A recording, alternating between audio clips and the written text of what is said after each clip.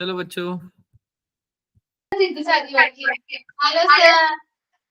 Good afternoon sir. Good afternoon बेटा। कैसे गए पेपर्स आपके, कैसे हुए? बहुत अच्छा सर। ओके, कितना आया बेटा स्कोर? 99। गुड।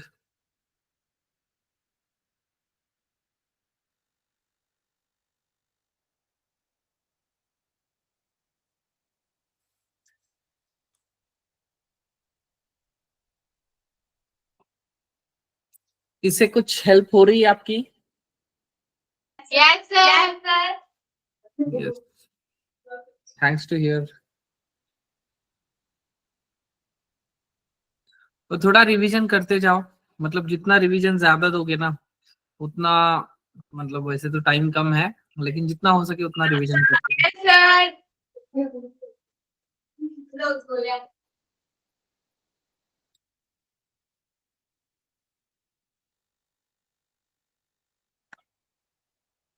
ओके, तो देखो आज का जो हम जो चैप्टर स्टार्ट करने जा रहे हैं दैट्स द केमिकल काइनेटिक्स। वैसे तो आपका इसके ऊपर टेस्ट हो गया है लेकिन फिर भी हम उसका एक ओवरव्यू लेंगे, उसके साथ साथ एक दिन इसके पीवाईक्यूज भी सॉल्व करेंगे। मतलब जो भी अपना रूटीन है वो चलता ही रहेगा। और जैसे कि टुडे इज अवर लास्ट का क्लास बिफोर द हॉलीडेज, मतलब लास्ट क्लास है। तो अगले जो मंडे और ट्यूसडे होगा तो उसमें हम ये जो केमिकल काइनेटिक्स एक दिन पीवाईक्यूज करेंगे। और जो 11 का जो नया चैप्टर है या 12 का ही कोई एक नया चैप्टर हम कंटिन्यू करेंगे और उसके बाद में नेक्स्ट वीक में एक वीक को 11 को स्किप कर देंगे। तो जैसे इससे पहले हमने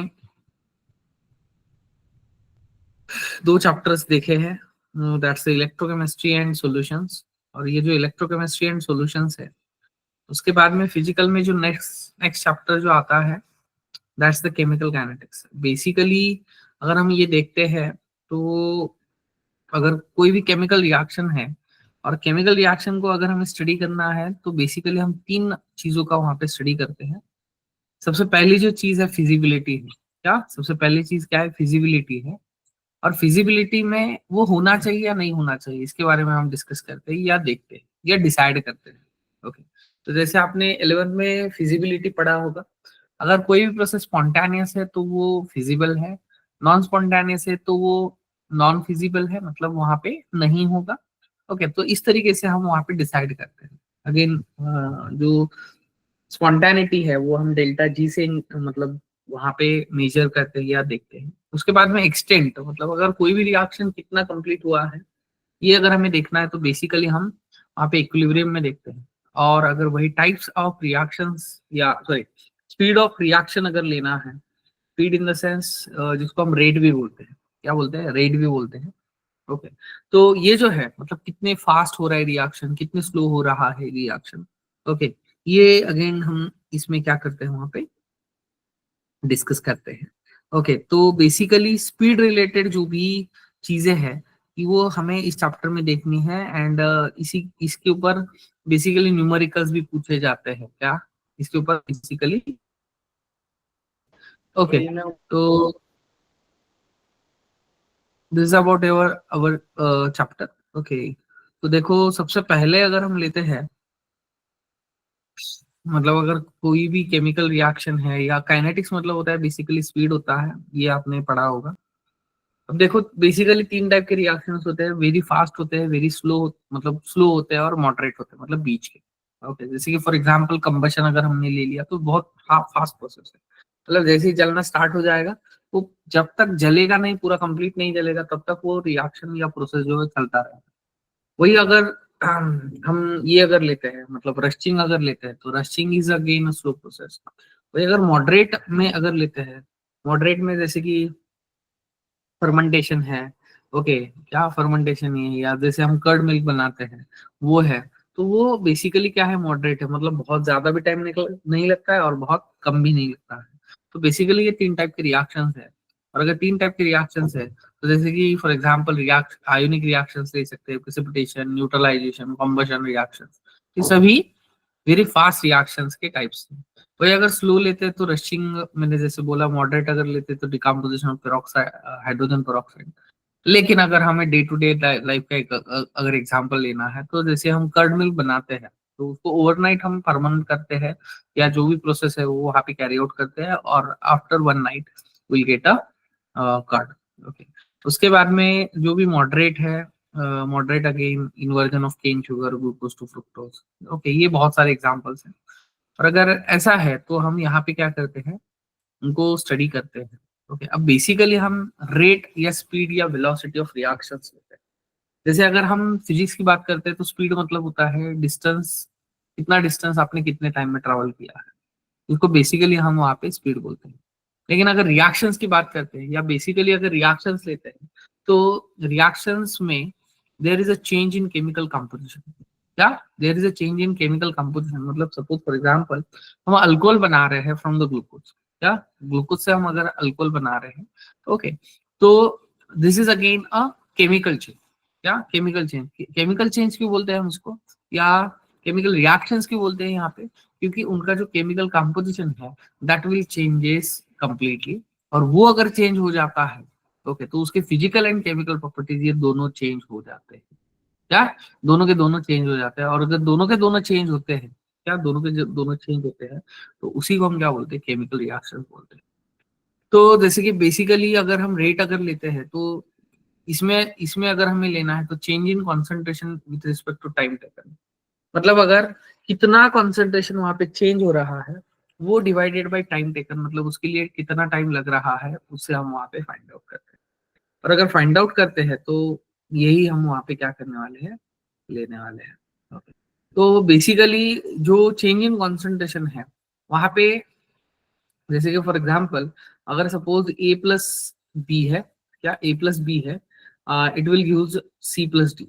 ओके, क्या सी प्लस डी, ओके, क्या सी प्लस डी अगर लेते हैं, तो सपोज ए का कोएफिशिएंट ए है, बी का कोएफिशिएंट बी है, सी का कोएफिशिएंट सी है, एंड डी का कोएफिशिएंट। तो अगर ये कोएफिशिएंट है और इसके अगर मुझे रेट अगर लिखना है, तो रेट इज इक्वल टू क्या करेंगे, अब देखो ए जो है, ये हमारा बेसिकली किसका कॉन्सेंट्रेशन है, रिएक्टेंट का कॉन्सेंट्रेशन है। और हमेशा रिएक्टेंट का कॉन्सेंट्रेशन कम होता है, मतलब लॉस होता है, इसलिए हम उसको निगेटिव से इंडिकेट करते हैं। लेकिन ये जो साइक्रोमेट्रिक कोएफिशिएंट है वो हम क्या लेंगे, that's we will take a 1 by a। क्या 1 by a, that's the change in concentration of a divided by dt। Okay, उसके बाद में it is equal to, that's the -1 by b। Okay, that's the db divided by dt, which is equal to 1 by c। yeah 1 by c, that's the dc divided by dt, and which is equal to 1 divided by d, that's d d, या changing concentration d divided by dt। तो इस तरीके से हम basically यहाँ पे क्या करते हैं, उस स्पेसिफिक प्रोसेस का रेट वहां पे लिखते हैं। अब देखो हमेशा आपको ये याद रखना है कि रिएक्टेंट जब भी होगा तो उसको जब आप रिप्रेजेंट कर रहे हो तो निगेटिव से इंडिकेट कर। क्यों निगेटिव से इंडिकेट करना है, क्योंकि जब आप निगेटिव से इंडिकेट करते हो that indicates there is a loss of that particular substance. उस सब्सटेंस का बेसिकली क्या हो रहा है, लॉस हो रहा है। ओके, एंड जो डेल्टा आर है, ओके, या dt है, ये जो है वो डिफरेंस इंडिकेट करता है। वही अगर डेल्टा टी जो है वो अगेन टाइम का डिफरेंस इंडिकेट करता है। उसके बाद में बेसिकली देखो, अगर rate of disappearance and rate of, actually rate of reaction and rate of disappearance, and वो जो है वो थोड़ा अलग होता है। ओके, तो rate of disappearance is equal to क्या लेंगे हम, reactant rate of reaction is equal to decrease in concentration of R divided by time taken, which is again minus D delta R divided by dt। Okay, तो इससे हम basically क्या करते हैं वहां पे, rate of disappearance and appearance. अब appearance मतलब बेसिकली क्या होता है, अपीयरेंस मतलब प्रोडक्ट फॉर्मेशन कितना हो रहा है, या उसका कॉन्सेंट्रेशन कितने से बढ़ रहा है, या कितना बढ़ रहा है, दैट्स अवर अपीयरेंस, या अपीयरेंस का प्रोडक्ट हम बोलते हैं। ओके, उसके बाद में ये जो है ये ग्राफिकल रिप्रेजेंटेशन है। देखो जो हमने चीजें यहाँ पे बोली, ओके, क्या जो चीजें हमने यहाँ पे बोली उसका ये ग्राफिकल रिप्रेजेंटेशन है। तो थोड़ा इसको मैं क्या कर देता हूँ, ये थोड़ी चीजें मर्ज हो गई हैं।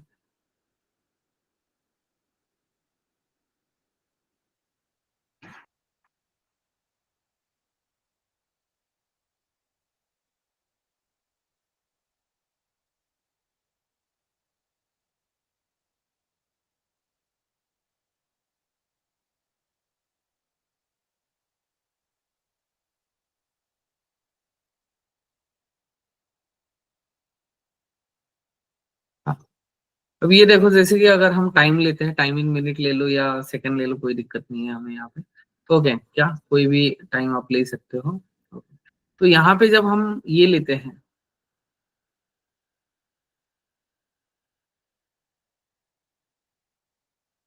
देखो बेसिकली अगर हम प्रोडक्ट का कंसंट्रेशन लेते हैं एंड टाइम अगर लेते हैं, तो बेसिकली स्टार्टिंग में प्रोडक्ट बहुत कम होता है, और जैसे जैसे रिएक्टेंट का कंसंट्रेशन कम होता जाएगा, प्रोडक्ट का कंसंट्रेशन वहां पे बढ़ता जाएगा।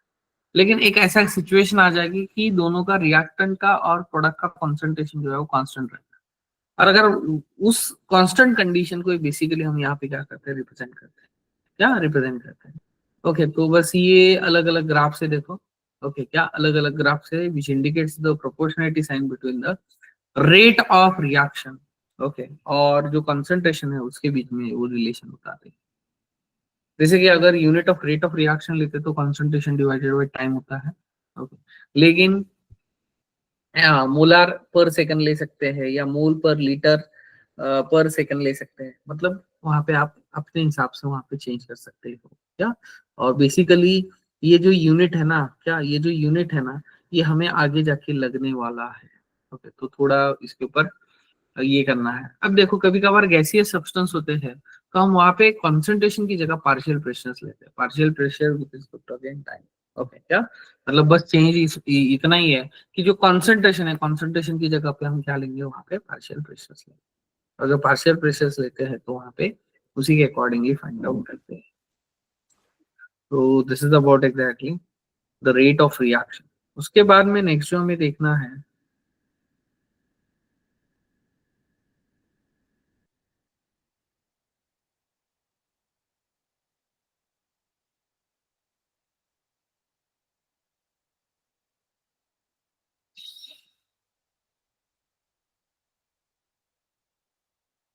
Just 1 minute.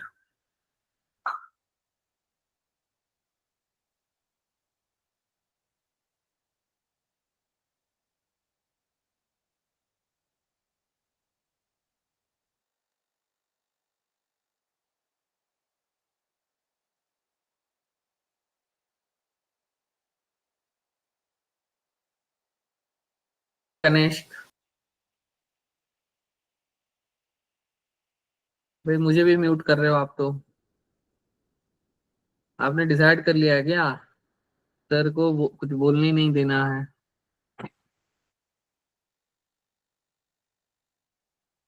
ऐसे मत करो।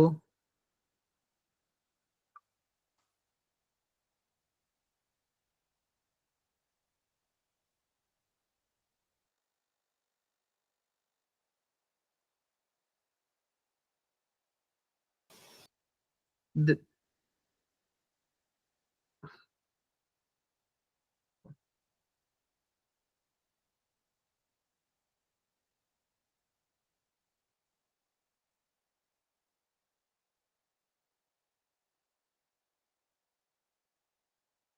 ओके, तो अगर हम रेट ऑफ रिएक्शंस लेते हैं, उसके बाद में टाइप्स ऑफ रिएक्शंस है।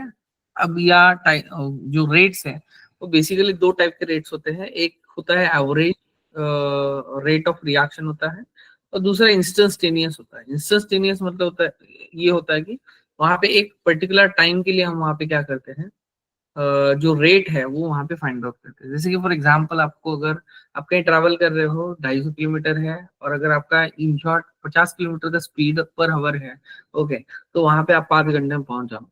लेकिन अगर आपका कहीं पे 50 है, कहीं पे 70 है, कब कहीं पे 80 है, ओके, क्या कहीं पे 80 है, तो बेसिकली हम उसको उसका क्या लेते हैं, एवरेज लेते हैं, एंड एवरेज टाइम वहां पे स्पेंड हो जाता है। लेकिन 250 किलोमीटर के बीच में कहीं पे अगर जो भी इंस्टेंट को आपको लगता है कि जो स्पीड वहां पे है, ओके, उसको हम क्या क्या बोलते हैं, इंस्टेंटेनियस स्पीड बोलते हैं। क्या बोलते हैं, इंस्टेंटेनियस स्पीड बोलते हैं। और दूसरा जो है वो एवरेज है। एवरेज इन द सेंस क्या, एक प्रॉपर इंटरवल लोगे, इंटरवल में क्या करोगे, वहां पे डिसाइड कर दोगे। ओके, क्या डिसाइड करोगे।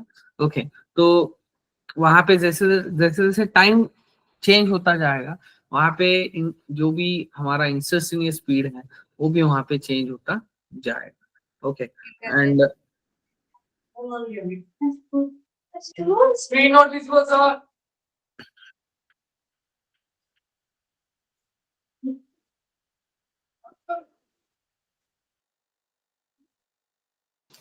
भाई कौन म्यूट कर रहा है? Sir, screen not visible. Just 1 minute.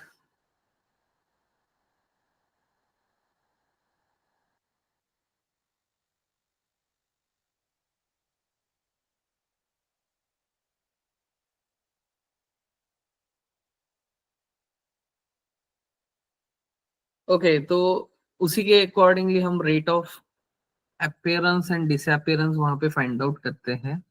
Okay, तो सबसे पहला एवरेज है और दूसरा इंस्टेंटेनियस है। इंस्टेंटेनियस मतलब एट कुछ टाइम स्पैन में या टाइम के ऊपर कितना वहां पे शो करता है, वो वहां पे इंस्टेंटेनियस होता है। ओके, तो इंस्टेंटेनियस में भी चेंज हो सकता है, लेकिन एवरेज पे वहां पे मैक्सिमम प्रोबेबिलिटी वही होता है कि सेम रहता है। उसके बाद में ये अगेन ये बहुत कॉन्सेप्ट इंपॉर्टेंट है, देखो। रेट ऑफ डिसअपीयरेंस मतलब decrease in concentration of R divided by time taken. Okay, तो R2 minus R1 divided by T2 minus T1। और इसमें हम कोई भी किसी भी तरीके का स्टाइचोमेट्रिक कोएफिशिएंट का इस्तेमाल नहीं करते। That's about exactly average rate में जो भी rate of appearance and disappearance है। ओके, तो उनका हम यहाँ पे इस तरीके से फाइंड आउट करते हैं। ओके, बस यही याद रखना है। उसके बाद में ये जो है, अगर हम प्रॉपर टाइम इंटरवल अगर लेते हैं, जैसे कि अब ये T2 एंड T1 है एंड ये R1 एंड R2 है। ओके, क्यों, क्योंकि ये जो लाइन इंडिकेट कर रहा है ये रेक्टेंगुलर हाइपरबोला टाइप का लाइन है। Okay, which indicates the concentration of reactant goes on decreasing when the time goes on increasing। मतलब इनवर्स रिलेशन वहां पे वो शो कर रहा है।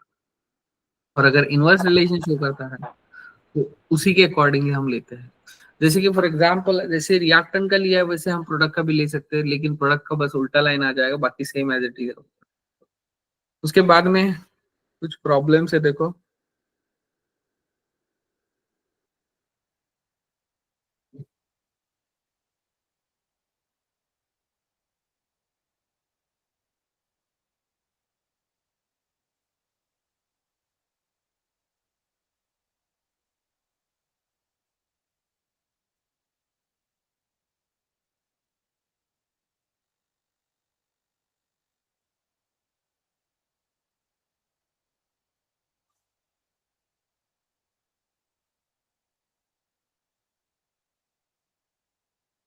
हम्म, ये कुछ एग्जांपल से देखो।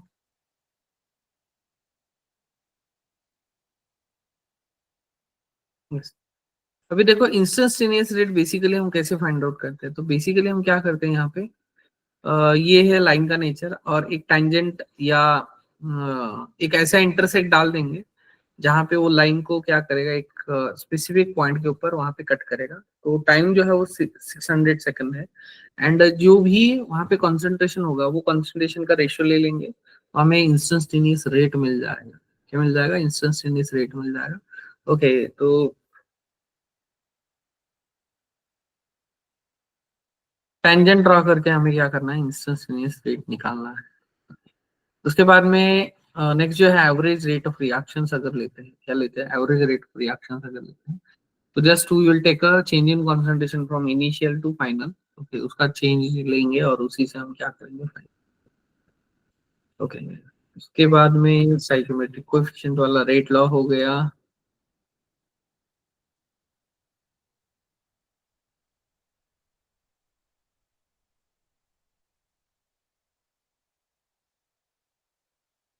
ओके, जैसे कि इस इक्वेशन के लिए लिखा है, देखो, minus change in concentration of PCl5 divided by delta T, okay, is equal to again ये प्लस आ जाएगा, यहाँ पे क्या है प्लस है, क्यों? क्योंकि प्रोडक्ट बन रहा है।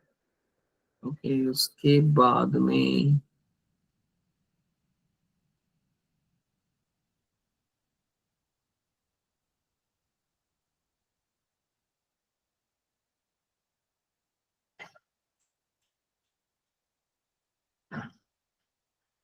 और इंस्टेंटेनियस के लिए हमें क्या करना है, स्लोप का फॉर्मूला इस्तेमाल करना है, that's r2 minus r1 divided by t2 minus t1, या y2 minus y1 divided by x2 minus x1 से हम वहां पे इंस्टेंटेनियस रेट फाइंड आउट कर सकते हैं। उसके बाद ये कुछ क्वेश्चन है, देखो अगेन। ओके, इस बार एक बार देख लो इसको। ओके,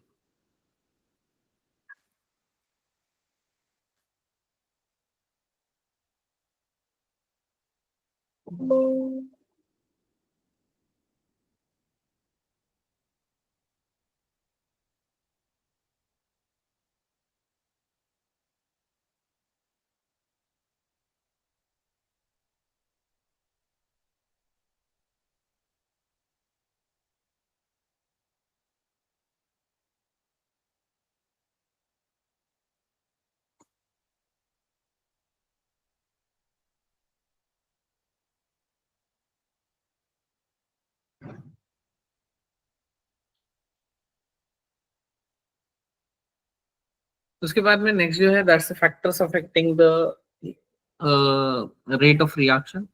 और अगर factors affecting rate of reactions अगर लेते हैं, ओके, तो एग्जैक्टली वो क्या होता है, कैसे होता है? तो बेसिकली हम नेचर ऑफ रिएक्टेंट लेते हैं, concentration of reactant, temperature and catalyst लेते हैं। बेसिकली ये चार फैक्टर्स लेते हैं। तो उसमें से पहला फैक्टर अगर है, तो अगर जैसे हमें पता है कि आयनिक कंपाउंड जो है वो फास्टर रिएक्शंस शो करते हैं as compare to the covalent, because of the there dissociation and association. Okay, तो आयनिक रिएक्शंस बेसिकली फास्ट होते हैं। उसके बाद में dependent of rates on concentration, that's law of mass action, हमने इक्विलिब्रियम में देखा है, या रॉड रेट लॉ या रेट एक्सप्रेशन के ऊपर भी डिपेंड होता है। वही अगर हम लॉ ऑफ मास एक्शन अगर अप्लाई करते हैं, तो बेसिकली ये होता है कि किसी भी रिएक्शन में अगर किसी का भी रेट अगर हमें फाइंड आउट करना है, तो which is directly proportional to the product of their concentration of reactants, हम वहां पे लेते हैं raise by their respective stoichiometric coefficient. Okay, जैसे कि अगर यहाँ पे अगर मुझे रेट लॉ अगर लिखना है, तो e to the power a आ जाएगा and b to the power क्या आ जाएगा, b आ जाएगा। तो बेसिकली ये है हमारा law of mass action. Okay, जो कि हम वहां पे इस्तेमाल करते हैं, इससे पहले हम इस्तेमाल कर चुके हैं इक्विलिब्रियम वगैरह। ओके, तो उसके बाद में वही अगर रेट लॉ अगर लेते हैं, तो रेट लॉ में थोड़ा चेंज होता है, देखो। ओके, जैसे हमने यहाँ पे डायरेक्टली स्टाइचोमेट्रिक कोएफिशिएंट से वहां पे रेस कर दिया। ओके, लेकिन बेसिकली अगर जब भी हम रेट लॉ लिखते हैं, तो देखो, पहले हमने लॉ ऑफ मास एक्शन देखा, अब जो देख रहे हो वो रेट लॉ या रेट एक्सप्रेशन देख रहे हैं। अगेन सेम रिलेशन मिलता है, लेकिन बस ए एंड बी की जगह कुछ ऐसे स्पेसिफिक टर्म्स होते हैं जो जिसके ऊपर रिएक्शन जो है वो डिपेंड होता है। जैसे कि यहाँ पे अल्फा एंड बीटा से इंडिकेट किया है, और अगर अल्फा एंड बीटा से इंडिकेट करते हैं, तो again they are not the stoichiometric coefficient, okay, yeah, they are not the respectively coefficients। okay, उसको हम क्या बोलते हैं वहां पे, उसको हम क्या बोलते हैं, जो वहां पे डिसाइड करेगा कि उसका कंसंट्रेशन या ये जो है वो कैसा है या क्या है। ओके, उसके बाद में उसी के अकॉर्डिंगली वहां पे हम क्या करेंगे, डिसाइड करेंगे। ओके, उसके बाद में तो ये तो था हमारा rate law and rate expression. Okay, देखो, अगर लॉ ऑफ मास एक्शन देखते हैं, तो हम एज इट इज स्टोइचियोमेट्रिक कोएफिशिएंट इस्तेमाल करेंगे। लेकिन अगर लॉ ऑफ मास एक्शन नहीं है, रेट लॉ है, तो वहां पे हम एक्स, ये जो अल्फा एंड बीटा है, वो जो वैल्यूज है वो हम वहां पे फाइंड आउट नहीं कर सकते। फिर आप बोलोगे कि सर कैसे फाइंड आउट करेंगे? तो ये जो अल्फा एंड बीटा है, दे डिटरमाइन एक्सपेरिमेंटली। अब एक्सपेरिमेंटली मतलब क्या किया जाता है कि भाई उस पर्टिकुलर रिएक्टेंट का उस रिएक्शन में कितना रोल है, मतलब ऐसा है क्या कि भाई अगर वो नहीं होगा तो रिएक्शन ही कैरी आउट ना हो। Okay, that's enough. ओके, क्या दैट्स द इनफ। ओके, और अगर ऐसा है तो उसी के accordingly rate of rate law and law of mass action वहाँ पे क्या करते हैं हम इस्तेमाल करते हैं। लेकिन कुछ कुछ केस में हम आपको जो स्टाइचोमेट्रिक कोएफिशिएंट है उनका भी इस्तेमाल करना पड़ेगा। क्या? तो आपको ये पता होना चाहिए, क्या पता होना चाहिए। उसके बाद में नेक्स्ट जो है that's the elementary reaction and complex reaction. Basically दो टाइप के रिएक्शन है, एलिमेंट्री रिएक्शन एंड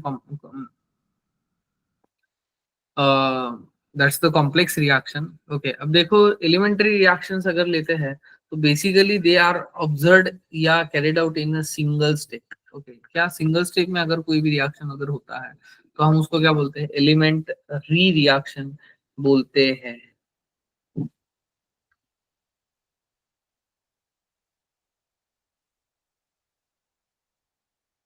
जैसे कि for example this is the elementary reaction.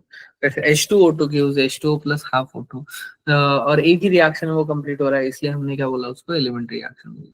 Okay, वही अगर कॉम्प्लेक्स रिएक्शन लेते हैं तो कॉम्प्लेक्स में जो स्टेप्स है वो स्टेप्स के बहुत सारे अलग अलग सीक्वेंसेस होते हैं, अलग अलग ये होते हैं, एंड उसको हम क्या कंसिडर करते हैं? कॉम्प्लेक्स रिएक्शन कंसिडर करते हैं। क्या करते हैं? या कॉम्प्लेक्स रिएक्शन में बेसिकली वहां पे एक से ज्यादा होते हैं, और अगर एक से ज्यादा है, ओके क्या एक से ज्यादा है, तो वहां पे हम क्या कंसिडर करते हैं? देखो, कुछ प्रोसेस होते हैं स्लो एंड कुछ प्रोसेस होते हैं फास्ट। ओके, तो जो स्लो प्रोसेस है उसको हम अगेन एलिमेंट्री रिएक्शन बोलेंगे, which we can call it as a rate determining step. उस स्टेप में हम उसका रेट जो है वो डिटरमाइन करेंगे। ओके, जैसे कि फॉर एग्जांपल ये एग्जांपल है, देखो एक स्लो है एक फास्ट है, और जो स्लो है उसी के अकॉर्डिंगली हमने उसका कंसंट्रेशन या जो रेट लॉ है वो वहां पे क्या किया? डिसाइड किया है। ओके, इसके बाद में नेक्स्ट अगर हम लेते हैं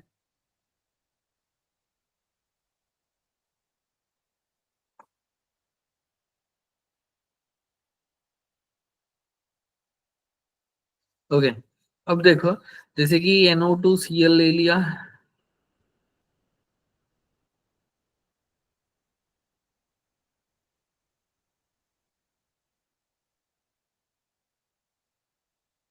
जैसे कि स्टेप फर्स्ट है, देखो NO2Cl K1 NO2 plus Cl, and वही अगर सेकंड स्टेप है NO2Cl plus Cl K2 NO2Cl2। Okay, तो अब देखो यहाँ पे ये जो पहला स्टेप है वो स्लो प्रोसेस है एंड यूनिमोलिकुलर है। वही सेकंड स्टेप लेते हैं तो फास्ट एंड बाई मोलिकुलर है। एंड ये जो है, ये एक चीज आपको यहाँ पे याद रखनी है कि किसको स्लो बोलना है और किसको फास्ट बोलना है, ये हम एक्सपेरिमेंटली डिसाइड कर सकते हैं। वी कैनॉट डिसाइड, क्या we cannot decide theoretically. Okay, हमें उसके लिए एक्सपेरिमेंट ही परफॉर्म करने पड़ते हैं। ओके, उसी से हमें क्या मिलेगा वहां पे? जो ये जो है वो वहां पे डिसाइड होगा या वहां पे ये होगा। ओके, उसके बाद में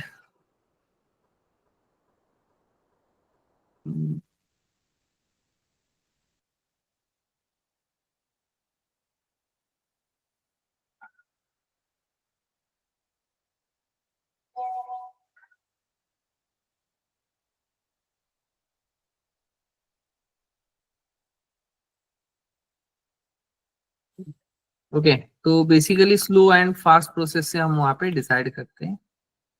ओके, जो भी स्लो प्रोसेस होगा उसी से हम वहां पे ये करेंगे। अब नेक्स्ट जो है that's the order of reaction होता है। अब ये ऑर्डर ऑफ रिएक्शन मतलब क्या होता है?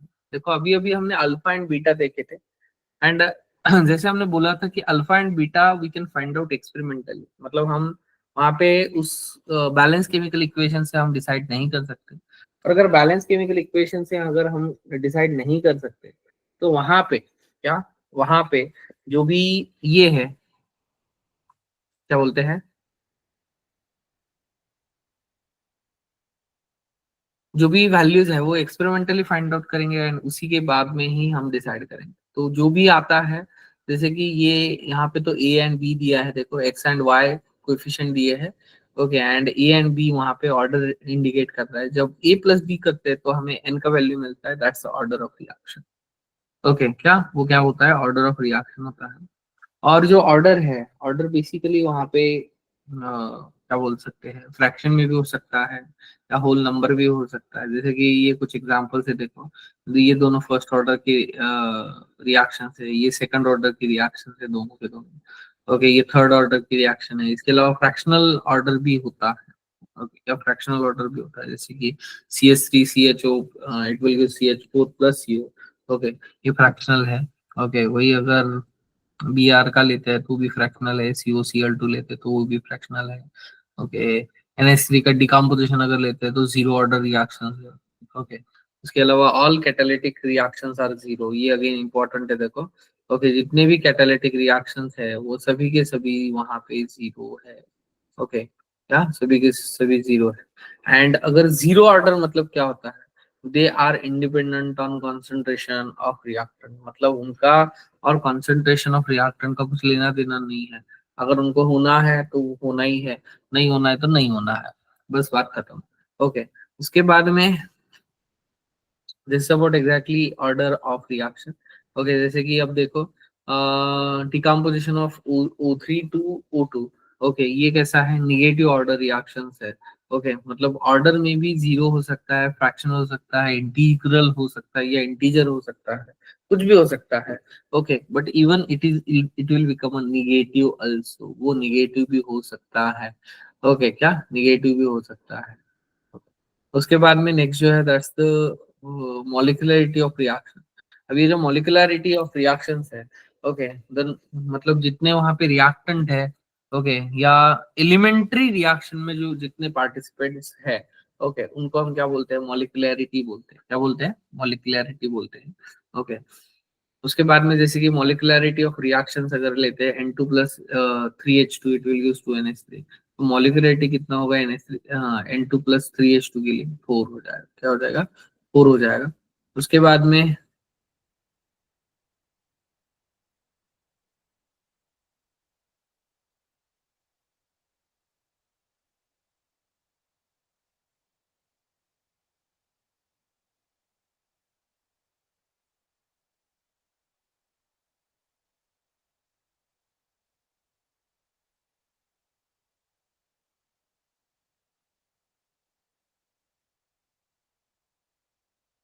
ओके, लेकिन मॉलिक्यूलरिटी जो है वो कभी भी जीरो नहीं हो सकती है।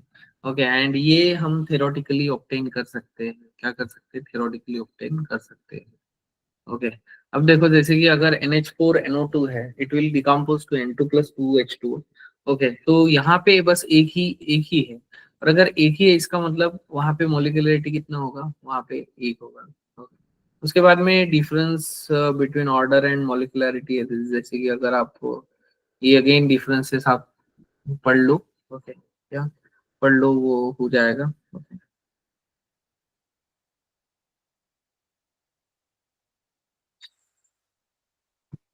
देखो मॉलिक्यूलरिटी अगर 2 होगा तो बायोमोलिकुलर रिएक्शन हम उसको बोलेंगे। के बाद में sum of the power of concentration terms of rate law expression is called as a rate या ऑर्डर।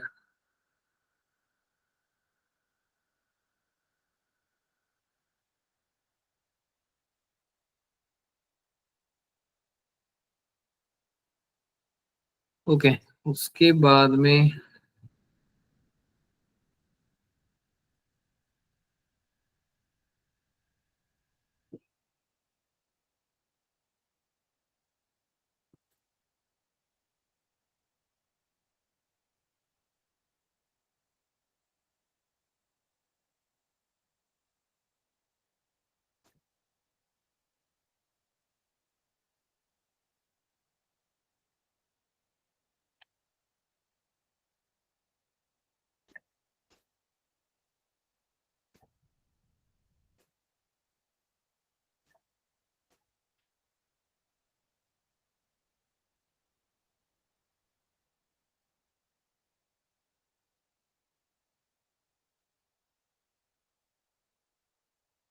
अभी जैसे कि अगर रेट कांस्टेंट लेते हैं तो देखो लॉ ऑफ मास सेक्शन के अकॉर्डिंगली हमने rate is directly proportional to the concentration of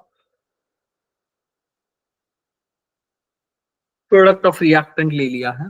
लेकिन अगर प्रोपोर्शनलिटी साइन अगर हम निकाल देते हैं तो वहां पे के आ जाता है, और ये जो के है, के is nothing but the rate constant. क्या के हमारा क्या है, रेट कांस्टेंट है और रेट कांस्टेंट है तो उसी के अकॉर्डिंगली हम वहां पे लेते हैं। ओके, तो बेसिकली ये जो है वो रेट कांस्टेंट है।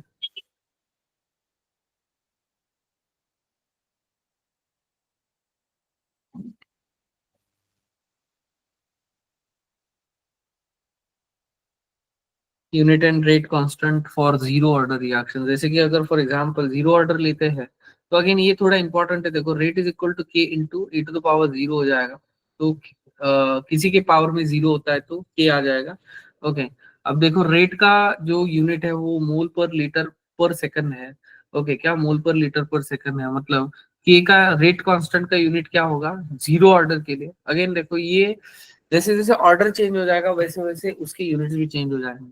कभी कभार आपको यूनिट्स जो है यूनिट्स वहां पे बताएंगे कि ऑर्डर ऑफ रिएक्शन क्या होगा, क्या यूनिट यूनिट बताएंगे कि ऑर्डर ऑफ रिएक्शन वहां पे क्या होगा। ओके, तो यूनिट के ऊपर आपको ध्यान देना है। अगेन फर्स्ट ऑर्डर लेते हैं तो एक की जगह क्या आ जाएगा, that's the A to the power one आ जाएगा। और अगर A to the power one आ जाता है तो ए का कॉन्सेंट्रेशन, ए ए मतलब कॉन्सेंट्रेशन है तो मोल पर लीटर आ जाएगा। रेट में भी मोल पर लीटर है, दोनों साइड से कैंसिल हो जाएगा। तो जो एस है वो एस राइट साइड में क्या होगा, हाँ क्या होगा वहां पे मल्टीप्लीकेशन में जाएगा। तो इसीलिए यूनिट क्या आ जाएगा, that's the silver, sorry second inverse आ जाएगा। क्या आ जाएगा, सेकंड इनवर्स आ जाएगा। ओके, उसके बाद में वही अगर सेकंड ऑर्डर लेते हैं तो सेकंड ऑर्डर के लिए हम क्या करेंगे, again mole per litre to the power minus one, okay to the power two. तो ये यहाँ पे क्या आ जाएगा, litre per mole into second. Okay, this is the second order के लिए रिएक्शन है। ओके, थर्ड ऑर्डर के लिए ऐसे निकाल सकते हैं। बस आप अगर इसको जनरलाइज अगर करना है तो जनरलाइज करने के स्क्रीन लिए दिख रही है सर, स्क्रीन स्क्रीन।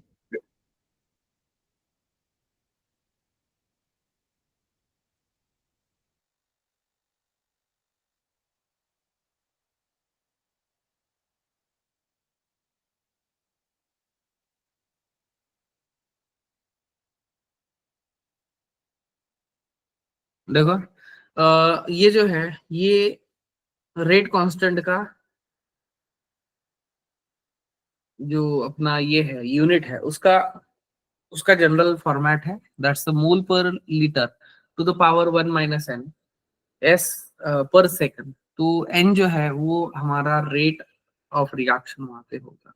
तो इसी से हम क्या करते हैं वहां पे सबके लिए इस्तेमाल करते हैं। Okay. या अगर आपको लेना है तो ये भी ले सकते हैं। ओके, सॉल्यूशंस और गैसीय स्टेट के लिए एटीएम और ये जो है वो वहां पे कर सकते हैं। ओके, उसके बाद में कैरेक्टरिस्टिक्स ऑफ रेट कांस्टेंट देखो।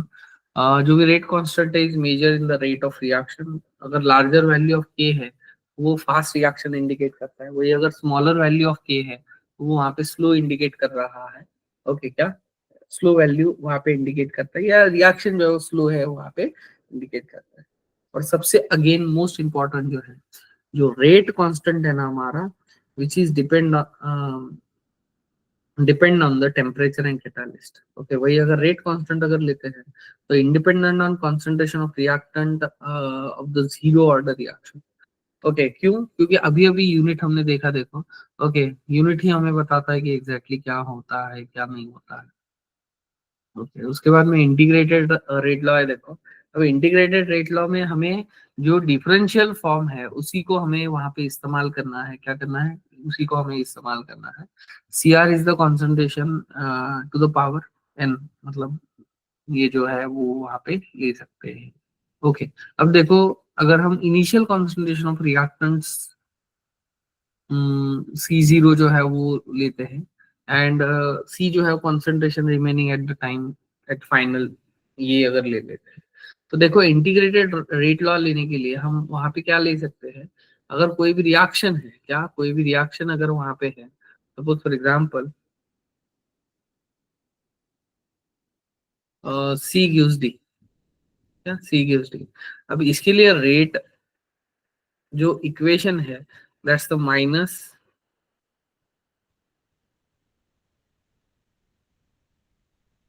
DC by D T. या डीसी बाई डी टी। लेकिन इसके अलावा रेट की जगह हम क्या लिख सकते हैं, K into concentration of C to the power C लिख सकते हैं, which is equal to minus D C bye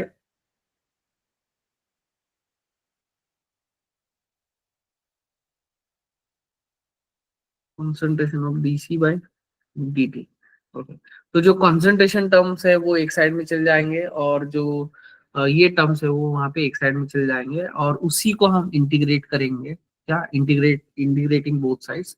okay, तो इंटीग्रेशन में हमें ये इक्वेशन वहां पे मिलता है। अब जीरो ऑर्डर के लिए हम सी के इसके ऊपर क्या रख देंगे, जीरो लिख देंगे, और जीरो रखने के बाद इंटीग्रेटेड रेट इक्वेशन अगर लेते हैं तो that's C zero minus C T divided by T. Okay, तो ये इक्वेशन हमें वहां पे मिलता है। Okay. और यही इक्वेशन अगर हमने इस तरीके से कन्वर्ट कर दिया, that's C T is equal to minus K T plus C zero. Okay, तो y is equal to M X plus C के फॉर्मेट में हम इसको कन्वर्ट कर सकते हैं। और अगर कन्वर्ट करते हैं, क्या करते हैं, कन्वर्ट करते हैं, तो जो ग्राफ का नेचर है, क्या जो ग्राफ का नेचर है वो वहाँ पे क्या हो जाएगा, चेंज हो जाएगा। क्या चेंज हो जाएगा, या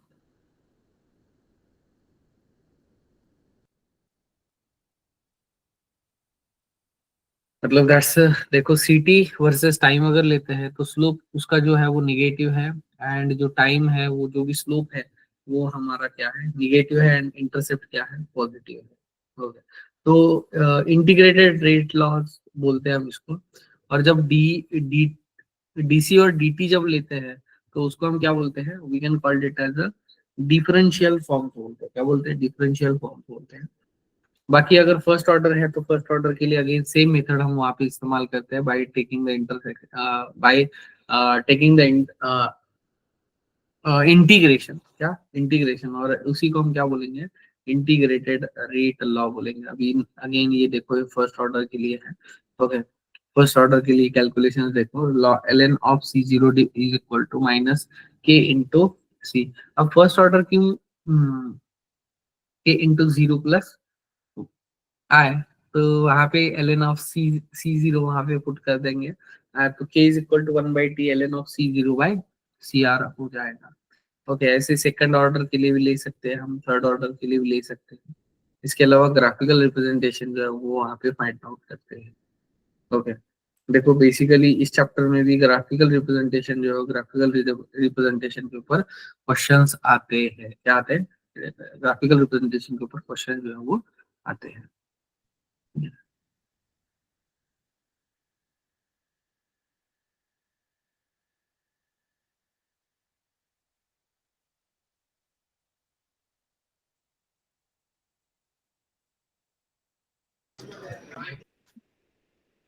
Okay, so this is about exactly order, molecularity, and integral, differential and integral forms of rate laws. Okay, तो बाकी जो है order of reactions, ये जो बाकी चीजें हैं, that we'll discuss in the next class.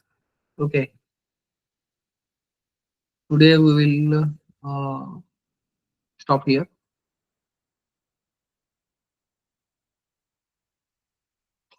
आपको कुछ डाउट है?